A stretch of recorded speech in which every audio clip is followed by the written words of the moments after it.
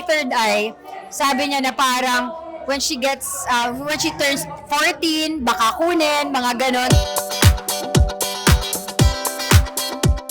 Yes, I'm very excited, of course, and at the same time, actually, the whole script, hindi ko talaga siya binasa because I didn't want to know what to expect. Alam mo yun, I didn't know what to expect. And because our family is so much into horror movies, hindi ko rin sila kinentuhan. So I'm also excited with their reactions as well. So yeah, it's very, very exciting. It's been a long time since I last shot a movie rin. I cannot actually share so much because my character is actually a revelation here.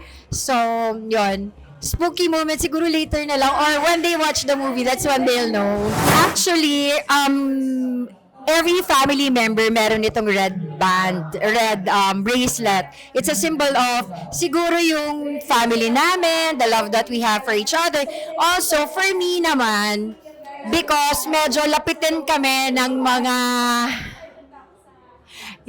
mahilig kami sa lapitin kami ng mga paranormal activities. So, for me, ito rin yung meaning nun.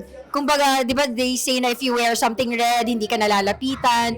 So, meron kaming story as a family wherein we really had to leave the house na tinitirhan namin for more than 10 years because medyo binabantayan yung daughter ko when she was young and parang they wanted, sabi, nung may third eye, sabi niya na parang when she turns 14, baka kunin, mga ganon. So, para lang for safety, whether it's true or not, diba? Aside from prayers, of course, because they say na red is something na kinakatakutan nila.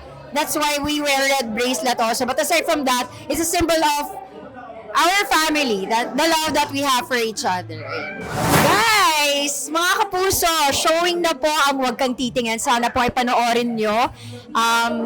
Syempre, bihira tayo makapanood ng mga horror na ganito. Di ba usually parang once a year and then it's a good time na hindi pa MMFF meron na tayong magandang horror movie na pwedeng panoorin. So, syempre po nandiyan ang mga super famous na mga bagets from GMA and also ABS-CBN. Ang ganda rin tingnan that they're working together, di ba? That we coexist. So, yun. Sana po panoorin nyo. Napakagandang pelikula, nakakatakot.